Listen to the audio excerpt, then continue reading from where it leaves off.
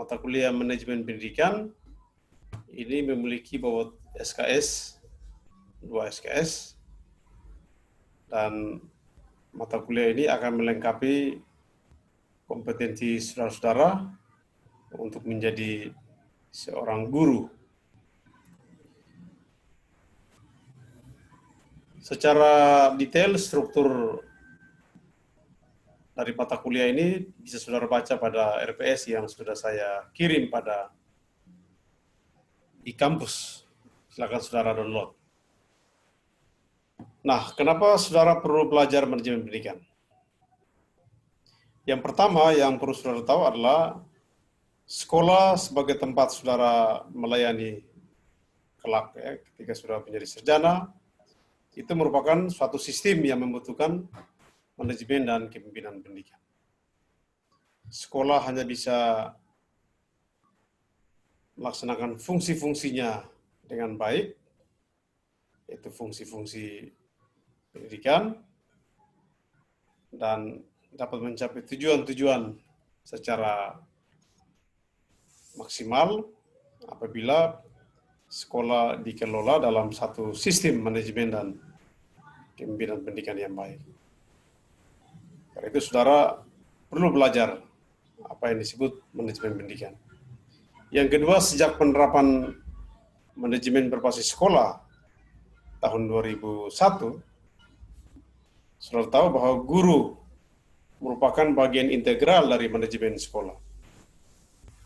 Kalau sebelumnya itu, keterlibatan guru dalam tugas-tugas manajemen sekolah itu merupakan tugas-tugas yang sifatnya komplementer. Akan tetapi, tahun 2001 ketika MBS diperlakukan, guru merupakan bagian integral dalam seluruh sistem dan manajemen sekolah. Nah, pengambilan keputusan-keputusan yang sifatnya strategis maupun operasional untuk layanan pendidikan di sekolah itu selalu melibatkan para guru. Nah, oleh karena itu, saudara harus punya wawasan dan punya kompetensi untuk bidang yang satu ini. Kompetensi manajerial di bidang pendidikan.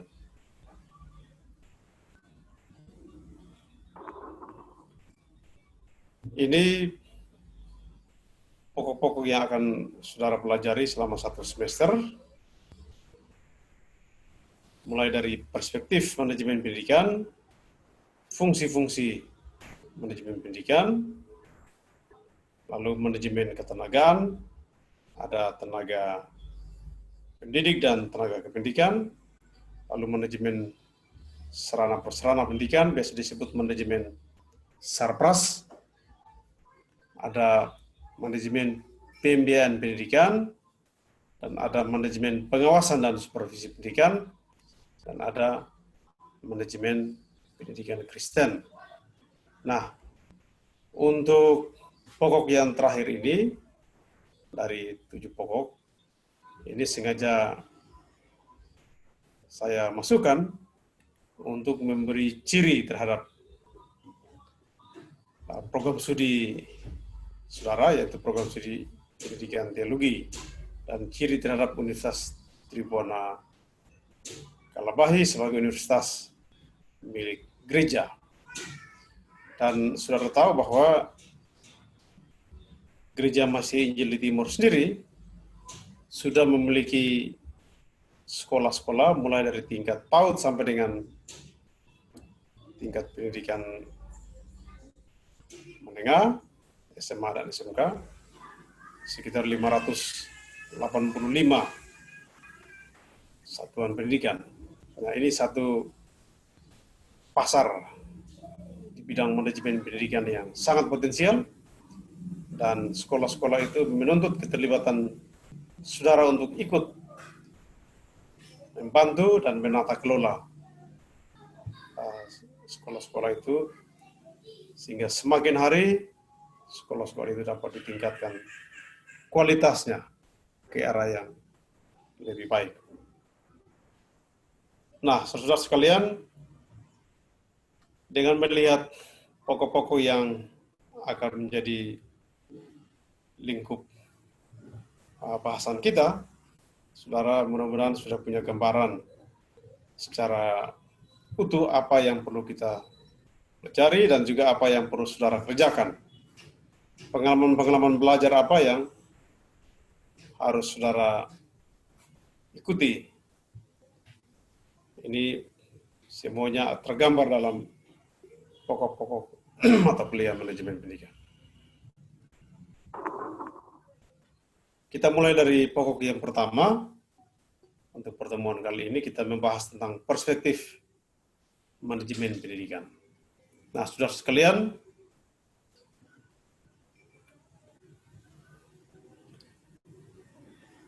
kita bicara tentang perspektif manajemen pendidikan, kita bicara tentang bagaimana kita memandang manajemen pendidikan sebagai satu konsep yang penting. Nah, dari segi pengertian, istilah manajemen itu berasal dari bahasa Latin, dari asal kata manus yang berarti tangan.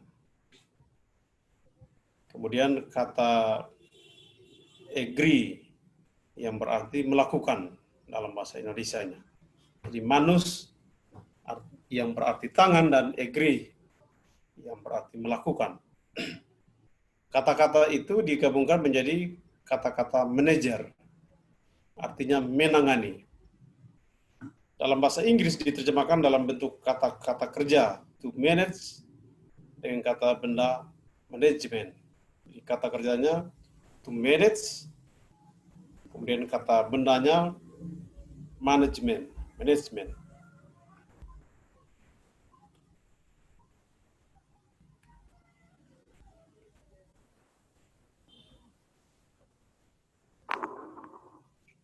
Nah, dalam bahasa Indonesia itu diterjemahkan sebagai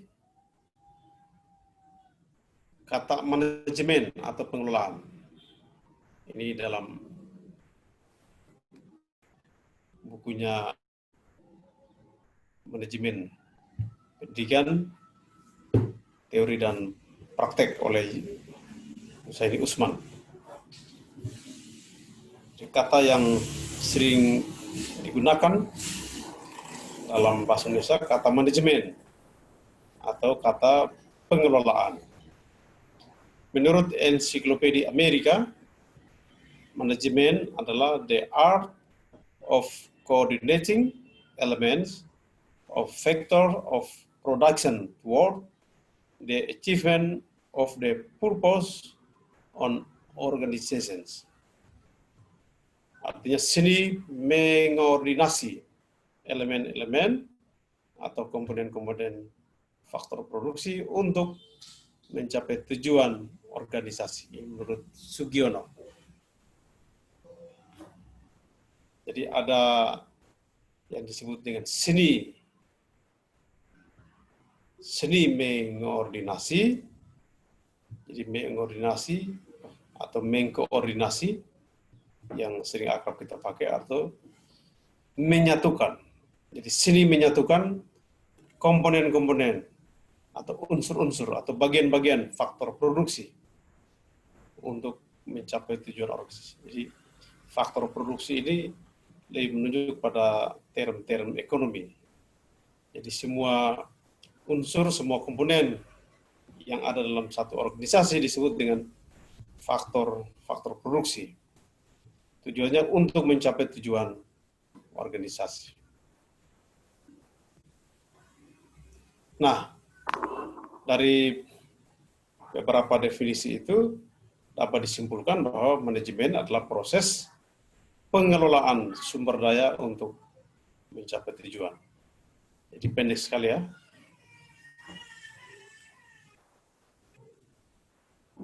Manajemen adalah proses pengelolaan sumber daya untuk mencapai tujuan. Ada 3 komponen yang dapat kita lihat atau kita telah dari definisi.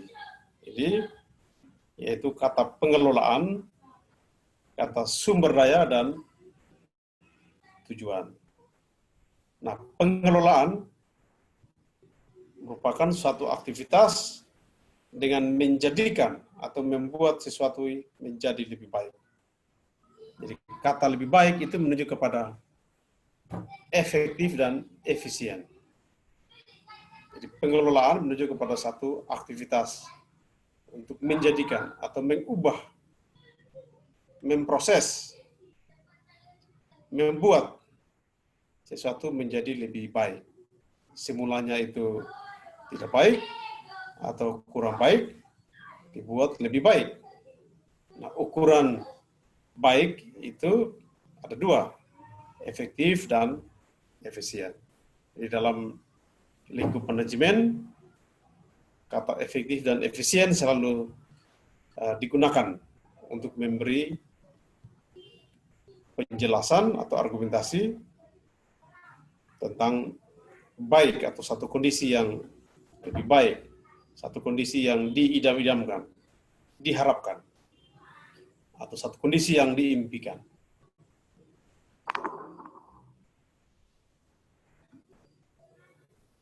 Nah, aktivitas menjadikan atau membuat sesuatu ditempuh dengan sejumlah cara, yaitu perencanaan, pelaksanaan, dan evaluasi.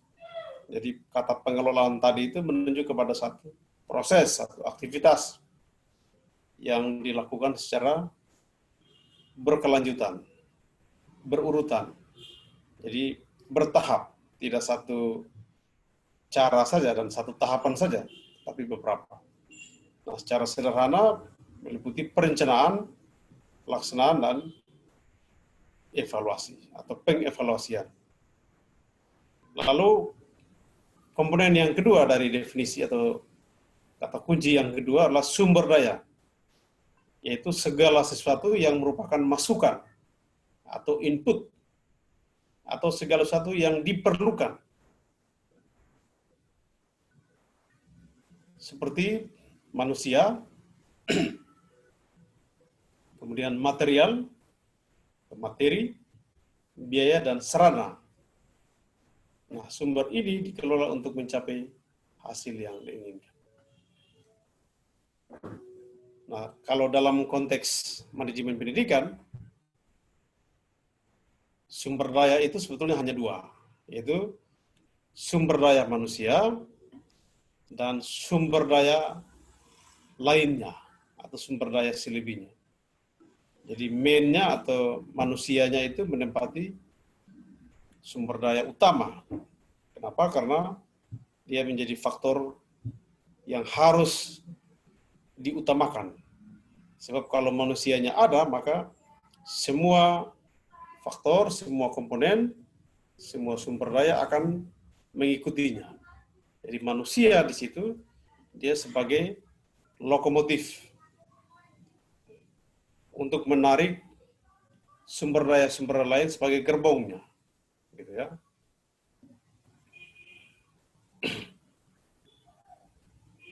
Kemudian kata kunci tujuan itu menunjuk kepada hasil akhir yang dikehendaki, yaitu hasil yang efektif dan efisien. Jadi kata kunci di sini adalah efektif dan efisien.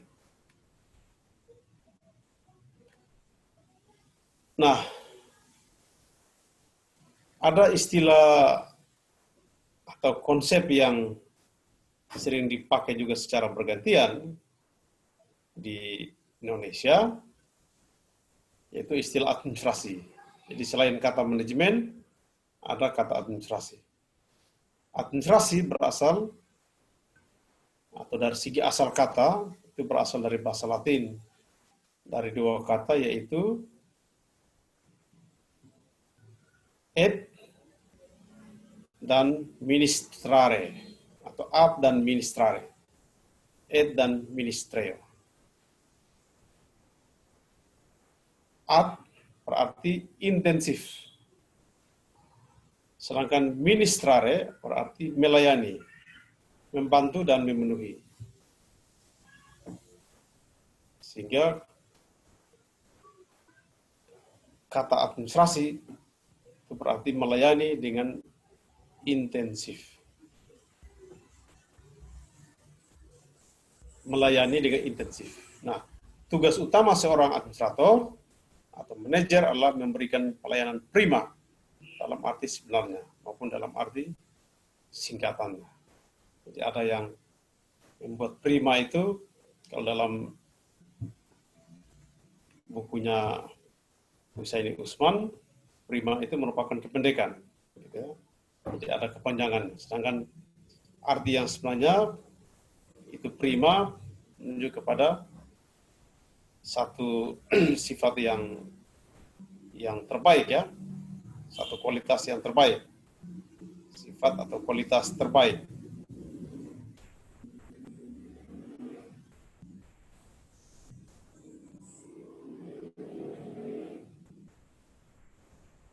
Kalau begitu, apa perbedaannya?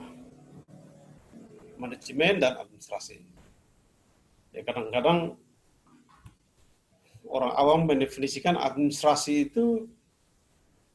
itu teknis.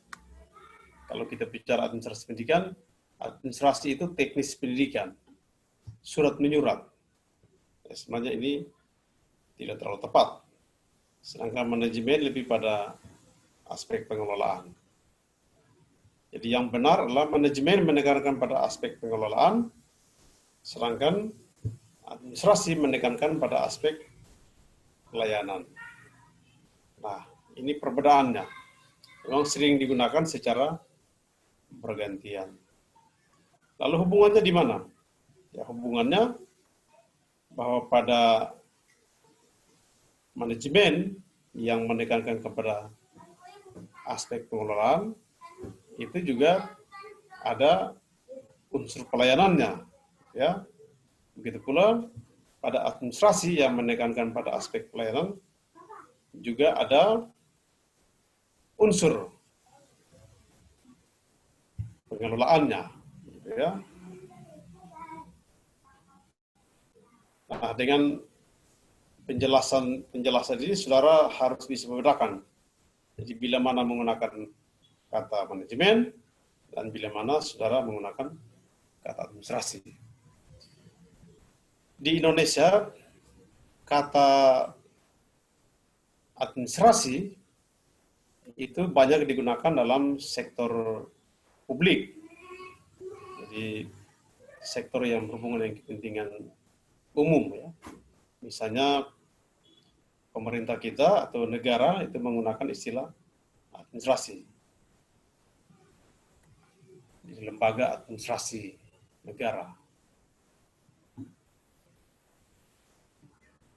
Administrasi pemerintahan gitu ya. Sedangkan kata manajemen lebih banyak digunakan dalam sektor-sektor privat. Jadi di perusahaan-perusahaan gitu ya. Nah, di Indonesia sendiri nama program studi di beberapa universitas juga itu berbeda-beda untuk bidang yang satu ini, bidang manajemen. Misalnya di Universitas Negeri Yogyakarta, juga di Universitas Negeri Jakarta, itu menggunakan nama manajemen pendidikan, nama program studinya. Sementara di UPI Bandung itu menggunakan istilah administrasi pendidikan. Ya. Jadi banyak kesamaan. Nah, tentu seperti yang sudah saya jelaskan tadi.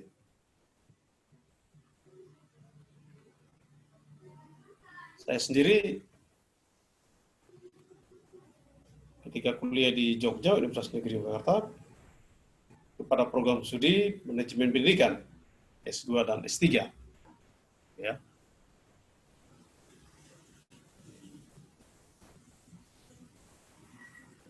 Yang berikut tujuan dan manfaat manajemen pendidikan. Nah, saudara sekalian,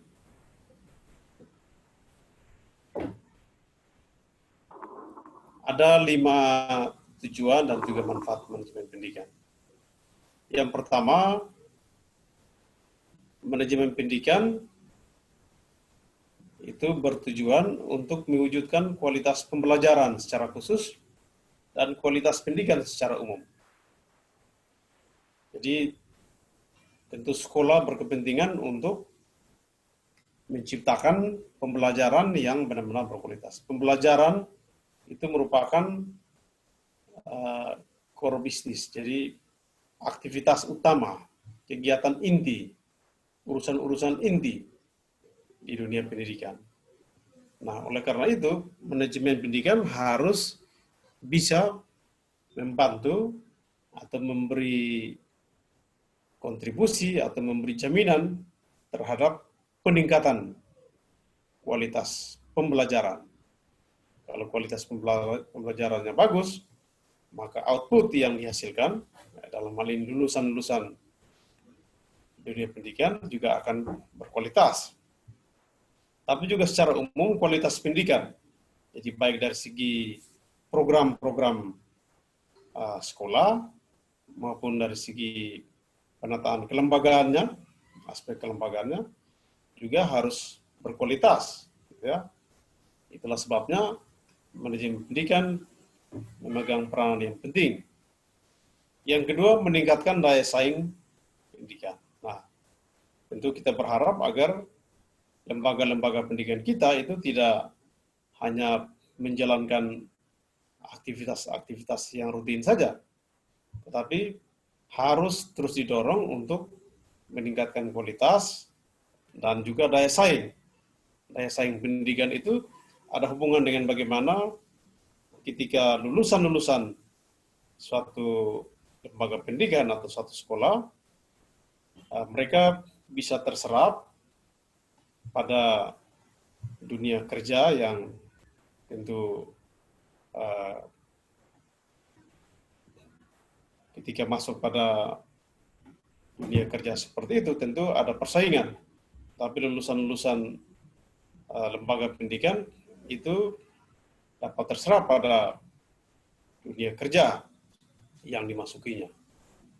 Nah, begitu pula ketika lulusan satu jenjang pendidikan ingin melanjutkan pada jenjang berikutnya, itu lulusan lembaga-lembaga pendidikan atau satuan pendidikan dimaksud bisa memiliki kemampuan daya saing untuk bisa masuk pada lembaga-lembaga pendidikan yang bermutu, yang favorit, yang sudah punya brand.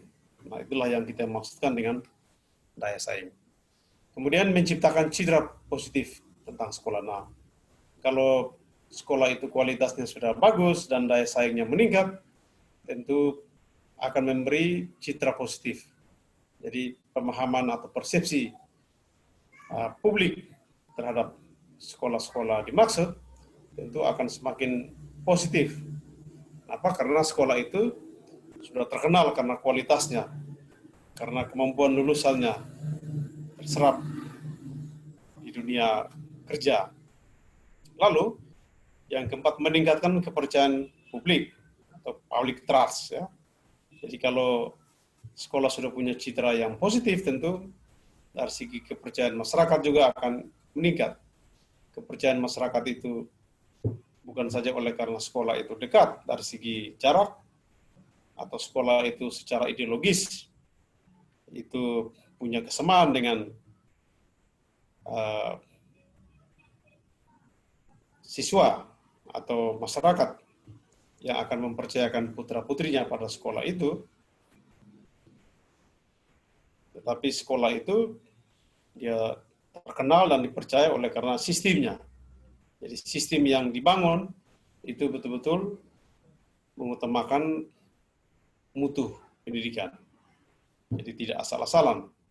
Lalu yang terakhir, manajemen pendidikan juga bertujuan untuk mencegah berbagai penyimpangan atau yang kita sebut dengan korupsi, kolusi, dan nepotisme dalam pengelolaan pendidikan. Sebab yang namanya satu organisasi yang di dalamnya itu dikelola atau dilaksanakan oleh orang-orang, tentu tidak luput dari berbagai kelemahan dan kekurangan, dan itu bisa jatuh pada praktek-praktek penyimpangan. Apakah itu nepotisme, kolusi, dan korupsi, jadi pengelolaan dana-dana pendidikan yang tidak transparan, tidak akuntabel. Nah, oleh karena itu perlu diterapkan satu manajemen pendidikan sehingga kecenderungan-kecenderungan itu bisa dicegah. Nah, saudara, ketika sudah menjadi bagian dari satu lembaga pendidikan, saudara harus memberi andil terhadap manajemen sekolah sehingga praktek-praktek menyimpang itu bisa dicegah atau dapat dihindari. Itulah mengapa saudara perlu belajar mata kuliah manajemen pendidikan.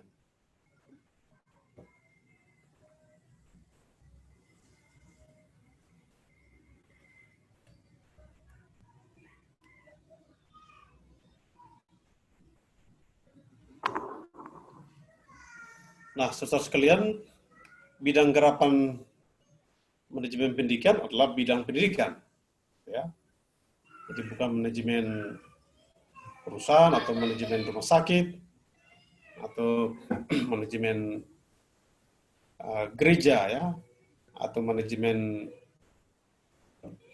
pada kelompok-kelompok organisasi yang lain. Manajemen yang kita masukkan di sini adalah manajemen dalam lingkup pendidikan. Nah, karena itu saudara perlu tahu juga apa itu pendidikan. Saya kira ketika saudara belajar tentang pengantar pendidikan, itu saudara sudah diberitahu, saudara sudah tahu batasan-batasan dari pendidikan. Apa itu pendidikan? Kalau kita merujuk kepada Undang-Undang Sisdiknas tahun 2003, pendidikan merupakan usaha sadar dan terencana untuk mewujudkan suasana belajar dan proses pembelajaran agar peserta didik secara aktif mengembangkan potensi dirinya untuk memiliki kekuatan spiritual keagamaan, pengendalian diri, kepribadian, kecerdasan, akhlak mulia, serta keterampilan yang diperlukan dirinya, masyarakat, bangsa, dan negara. Ini saudara perhatikan bagian-bagian yang digaris bawahi. Rumusan-rumusannya ini sangat mulia, ya. Jadi pendidikan kita itu dirumuskan dalam Undang-Undang Sisdiknas sangat bagus.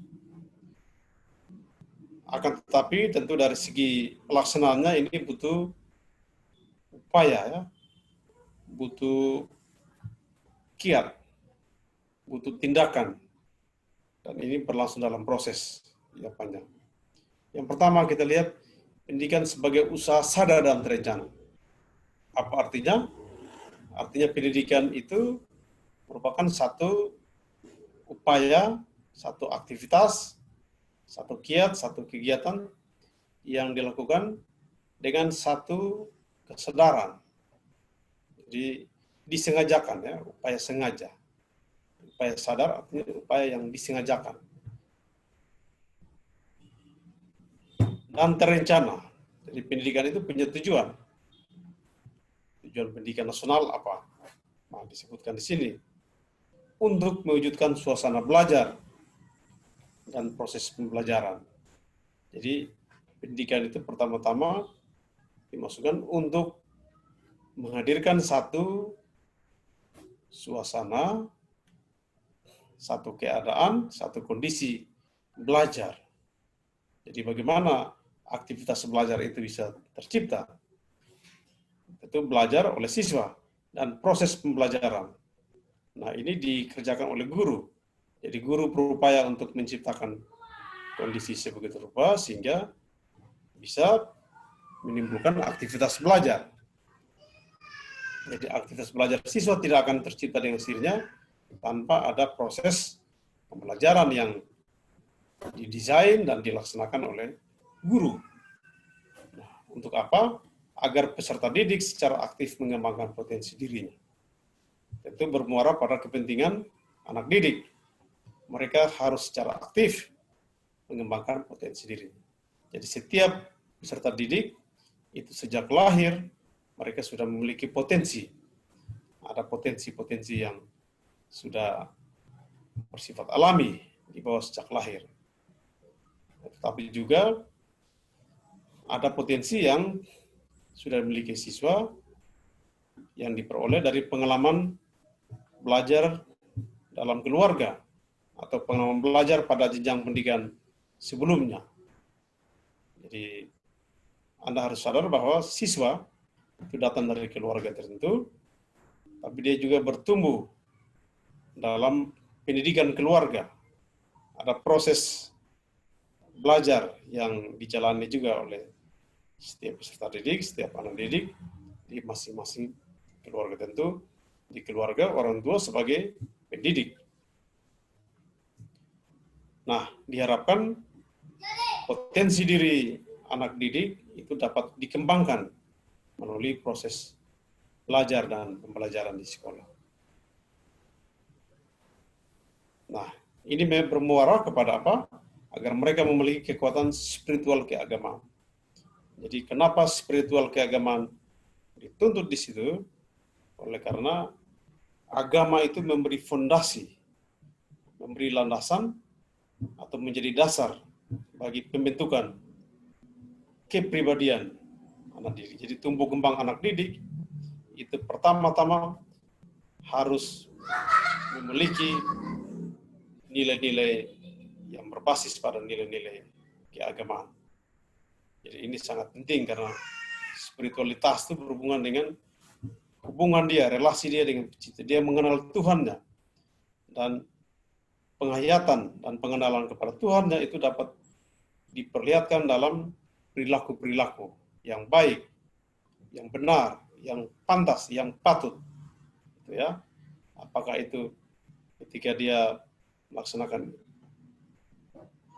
kegiatan keagamaan atau aktivitas keagamaan maupun ketika berelasi dengan semua orang, dengan orang tuanya, dengan saudara-saudaranya, dengan para guru, dengan teman-teman di sekolah dan dalam lingkungan masyarakat. Lalu pengendalian diri. Nah, ini berkaitan dengan bagaimana seorang siswa dapat memahami mana perilaku yang pantas dan yang tidak pantas, mana yang patut dan yang tidak patut. Jadi ada batas-batas. Jadi siswa tidak berperilaku seenaknya saja, tapi ada hal-hal yang harus dipatuhi, hal-hal yang tidak boleh dilanggar. Nah, ini berkaitan dengan pengendalian diri. Kemudian kepribadian. Jadi kepribadian siswa itu harus mengalami tumbuh kembang secara wajar sesuai dengan bakat dan potensi, dan guru memiliki tugas untuk memfasilitasi pengembangan kepribadian.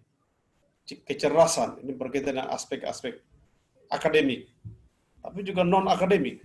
Karena menurut Gardner ada 9 kecerdasan ya.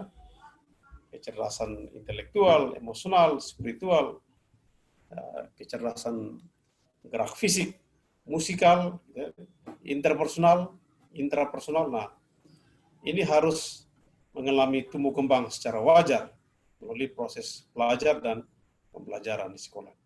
Lalu akhlak mulia ya. Ini berkaitan dengan aspek-aspek moralitas.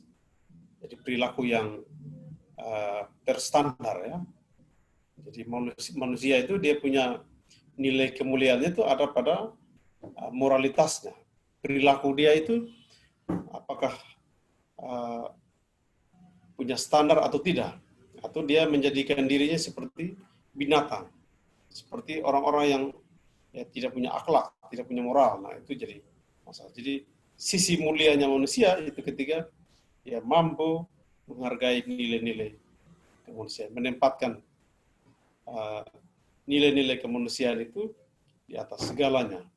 Jadi ini harus tergambar dalam perilaku-perilaku, baik itu di kelas, di sekolah, di lingkungan sekolah maupun dalam lingkungan keluarga dan lingkungan masyarakat. Serta keterampilan yang diperlukan dirinya. Ya, hidup ini juga dibutuhkan keterampilan-keterampilan tertentu sehingga bisa membuat siswa itu dapat bekerja, bisa dipercaya, gitu ya, melakukan satu tanggung jawab. Nah, ketika siswa sudah menyelesaikan semua proses pada satu jenjang pendidikan dan sudah saatnya dia bekerja, keterampilan-keterampilan itu dibutuhkan untuk bisa survive, bisa hidup. Nah, untuk apa? Untuk dirinya dan membangun masyarakat, bangsa, dan negara. Jadi tujuan pendidikan kita ini dalam rangka untuk mendukung tujuan pembangunan nasional, menciptakan masyarakat yang adil dan makmur, berdasarkan Pancasila dan Undang-Undang Dasar. Jadi dalam bingkai bangsa dan negara, gitu ya. Seorang begitu dia sudah cerdas, sudah pandai, sudah berpendidikan tinggi, dia harus menjadi warga negara yang baik, warga bangsa dan warga masyarakat yang baik. Jadi tujuan pendidikan kita ini sangat-sangat mulia. Nah, tentu dalam implementasi itu membutuhkan satu praktek manajemen yang baik pula. Karena itu saudara perlu belajar manajemen pendidikan.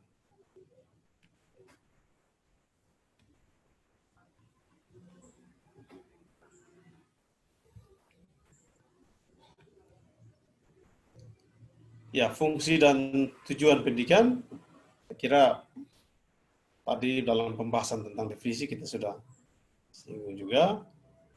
Ya, pendidikan nasional berfungsi dan untuk mengembangkan kemampuan dan membentuk watak serta peradaban bangsa yang bermartabat dalam rangka mencerdaskan kehidupan bangsa, bertujuan untuk berkembangnya potensi peserta didik agar menjadi manusia yang beriman dan bertakwa kepada Tuhan Yang Maha Esa, berakhlak mulia, sehat, berilmu, cakap, kreatif, mandiri, menjadi warga negara yang demokratis serta bertanggung jawab. Jadi ini rumusan-rumusan yang sangat mulia. Tentu pencapaiannya, ya pencapaian tujuan seperti ini, tentu membutuhkan satu proses. Jadi dari definisi dan tujuan ini kita memperoleh satu pemahaman bahwa pendidikan itu merupakan satu proses. Kalau Anda belajar hanya 1 tahun, Anda belajar hanya satu jenjang, ya, Anda belajar hanya satu mata pelajaran, itu belum dikatakan sebagai satu proses. Satu proses itu ukurannya adalah Anda harus menempuh satu, ya, menempuh satu masa yang tidak singkat, ya. Jadi ukuran waktu itu cukup lama. Mulai saudara masuk di PAUD 1-2 tahun, saudara masuk di SD, ya 6 tahun, ke SMP 3 tahun, SMA 3 tahun, saudara kuliah 4 tahun, lalu bekerja. Jadi cukup lama, ya. Jadi sekitar 14 tahun, ya, untuk saudara bisa, bahkan bisa lebih, ya, untuk bisa menjadi pribadi yang mandiri. Jadi itu yang disebut pendidikan sebagai satu proses. Jadi proses itu juga menuju kepada apa yang saudara pelajari, pengalaman-pengalaman belajar apa yang saudara lewati. Jadi ukuran waktu, tapi juga ukuran pengalaman belajar saudara.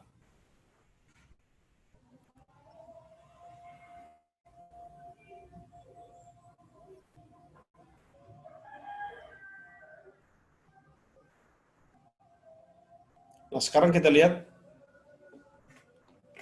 sistem pendidikan Indonesia, ya.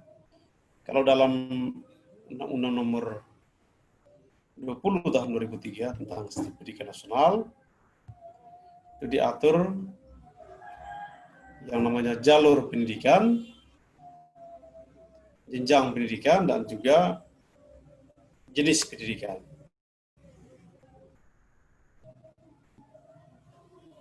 Nah, jalur pendidikan itu ada 3, ya, yaitu jalur formal, non formal, dan informal. Kemudian jenjang pendidikan itu ada 3 pula, pendidikan dasar, menengah, dan tinggi. Kemudian jenis itu ada cukup banyak, ada 7, ya, yaitu jenis pendidikan umum, kejuruan, vokasi, profesional atau kedinasan, lalu akademik, kemudian keagamaan, dan pendidikan khusus.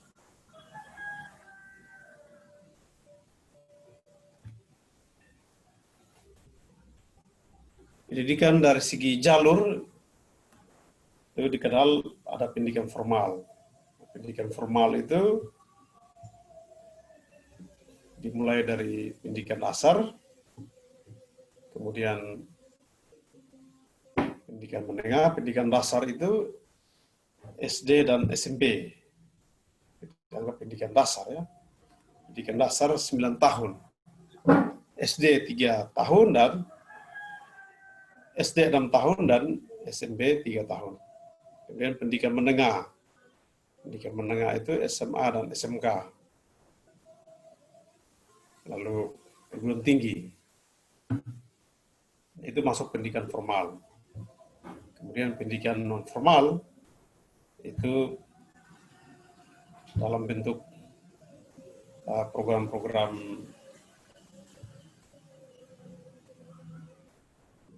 pendidikan yang dikelola baik oleh pemerintah maupun oleh non-pemerintah. Jadi misalnya yang dikelola oleh pemerintah itu pendidikan normal seperti PAUD, kelompok bermain, gitu ya, kober-kober itu masuk dalam pendidikan non formal. Ada juga pendidikan kemasyarakatan ya, pendidikan luar sekolah. Jadi ada paket A, paket B, paket C yang setara dengan SD, SMP dan SMA itu masuk pendidikan non formal. Juga ada kursus-kursus pelatihan-pelatihan yang dibuat ya, yang menekankan kepada pembentukan skill dan juga kompetensi tertentu. Itu disebut pendidikan non formal. Sedangkan informal itu ada dalam keluarga. Pendidikan formal bahkan sebagai basis dari jalur-jalur pendidikan yang lain. Lalu jenjang pendidikan itu ada dasar, menengah, dan pendidikan tinggi. Saya kira ini saudara sudah tahu ya. Terus dari segi jenis itu umum ya, pendidikan umum seperti SMA atau dulu disebut SMU, nah itu masuk kategori pendidikan umum.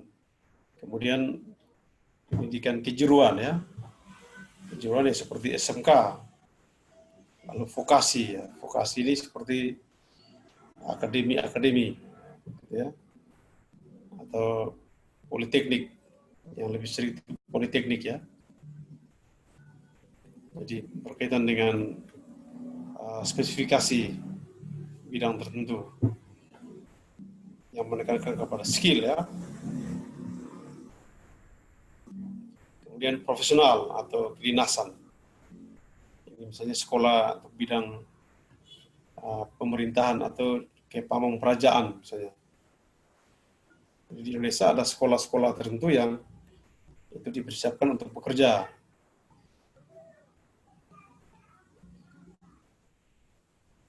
Misalnya di bidang militer ya, kepolisian misalnya. Itu pendidikan-pendidikan yang disebut pendidikan kedinasan.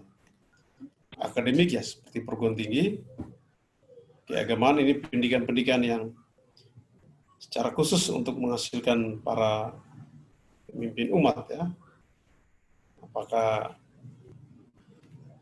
kalau di Kristen ya untuk menghasilkan pendeta ya. Lalu pendidikan jenis khusus ini pada mereka yang berkebutuhan khusus karena berbagai faktor ya, kecacatan. Jadi cacat fisik, cacat mental. Nah, ini itu ada yang namanya STLB, SMPLB dan SMALB dan seterusnya. Jadi ini sistem pendidikan kita, potret sistem pendidikan kita di Indonesia. Nah, tentu dalam pelaksanaannya ini mencakup semua jenjang, semua jenis dan semua jalur pendidikan.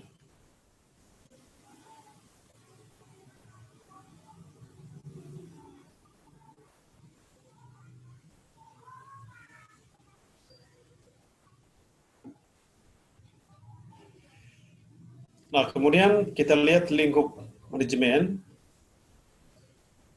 Tadi sudah kita lihat lingkup pendidikan, itu kita mengacu kepada sistem pendidikan nasional kita. Sementara untuk lingkup manajemen, ya, saudara bisa lihat di sini. Yang pertama adalah sumber daya pendidikan di satu sisi, ya sebelah kiri ini. Kemudian ada fungsi manajemen, yaitu peranan pengorganisasian, pelaksanaan, pengendalian, dan ada tujuan pendidikan. Jadi lingkup manajemen ini kita bicara tentang sumber daya pendidikan apa yang perlu dikelola atau di manajemen ini, di manage, lalu bagaimana fungsi manajemen itu bekerja, dan apa tujuan yang mau dicapai, tujuan pendidikan. Jadi lingkup manajemen itu bagaimana mengelola sumber daya dengan menggunakan fungsi-fungsi manajemen untuk mencapai tujuan pendidikan. Nah, tujuan pendidikan seperti yang sudah kita bahas pada bagian sebelumnya. Nah, kalau saudara lihat di sumber daya pendidikan, ini mulai dari man, money, material, method, machines, market, minutes, dan information. Jadi 1, 2, 3, 4, 5, 6, 7. Istilahnya 7M tambah 1I. Gitu ya. Nah, man itu orang ya, manusia. Money itu uang ya. Material itu materi-materi yang dibutuhkan, seperti kurikulum. Metode itu cara-cara yang digunakan dalam melaksanakan pendidikan. Machines itu sarana ya, sarana prasarana yang dibutuhkan. Market itu pasar ya, lulusan-lulusan pendidikan mau kemana. Minute ini waktu yang diperlukan untuk menempuh pendidikan pada satu jenjang. Lalu informasi ini sekarang menjadi kebutuhan yang sangat penting. Jadi ada yang mengatakan barang siapa menguasai informasi, dia menguasai dunia. Jadi informasi ada di ujung jari.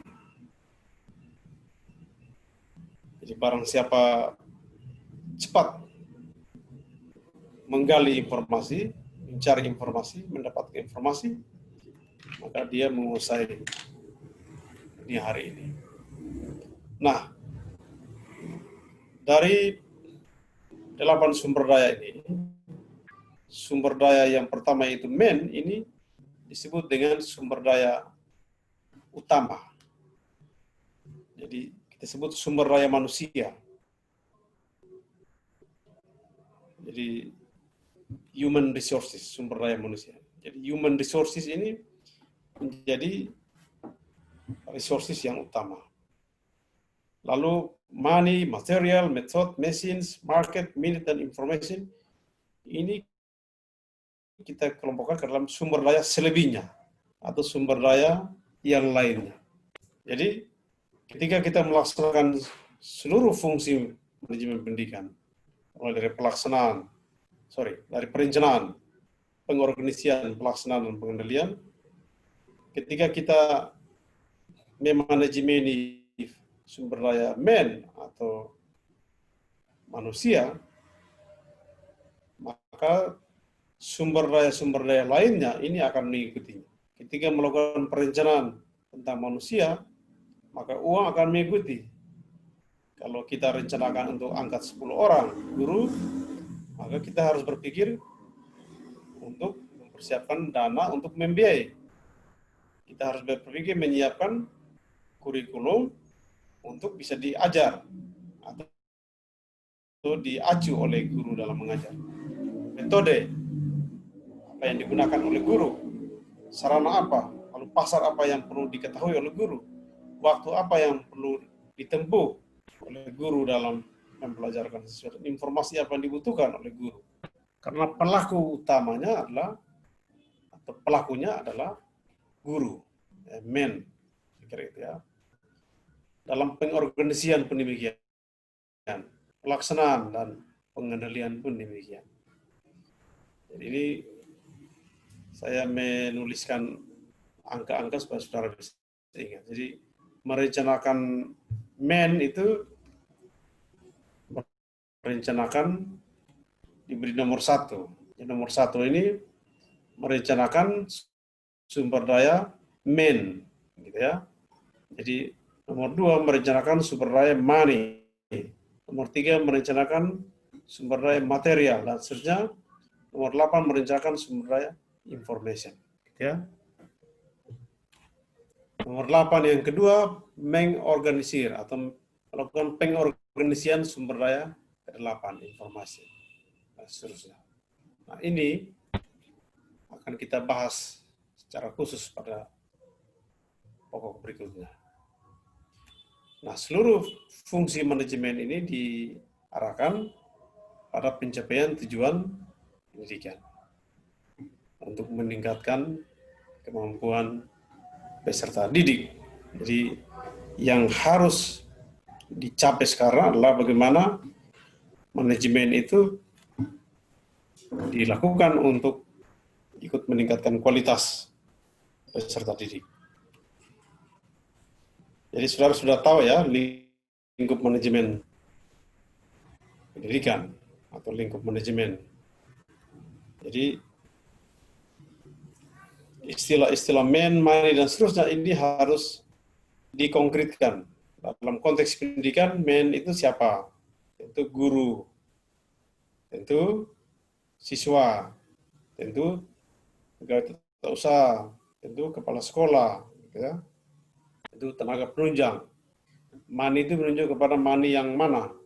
Apakah SPP atau biaya pendidikan atau biaya penunjang pendidikan, gitu ya. Apakah hibah-hibah, gitu ya, material tentu kepada kurikulum, bahan ajarnya, ya, rencana-rencana pembelajaran, metode menunjuk kepada strategi, pendekatan, metode pembelajaran, teknik-teknik pembelajaran, ya, langkah-langkah, mesin, sarana yang digunakan, jadi prasarana, itu lokasi atau tanah, gedung, kemudian ruangan kelas, alat-alat pembelajaran, gitu ya, fasilitas ID ini masuk.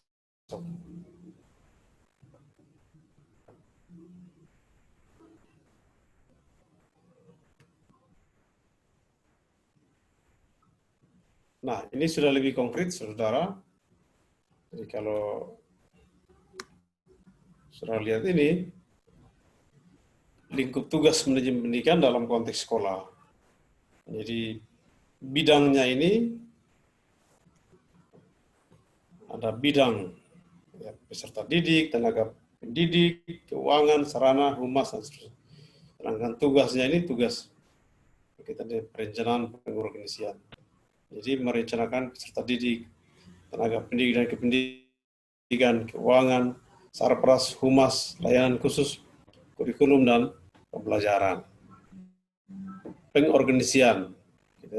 Jadi siapa yang diorganisir, apa yang diorganisir, lalu pelaksanaannya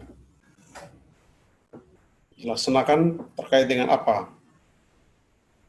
Tenaga pendidik, keuangan, sarpras, kemudian pengendalian, melaksanakan fungsi pengendalian atau pengontrolan terhadap peserta didik, tenaga pendidik, keuangan, sarpras, humas, layanan khusus dan kurikulum pelajaran.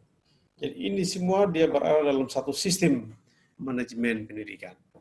Jadi tidak ada yang dibiarkan dia berfungsi secara sendiri atau berfungsi secara mandiri, tapi harus berada dalam atau ditata dalam fungsi-fungsi manajemen sekolah.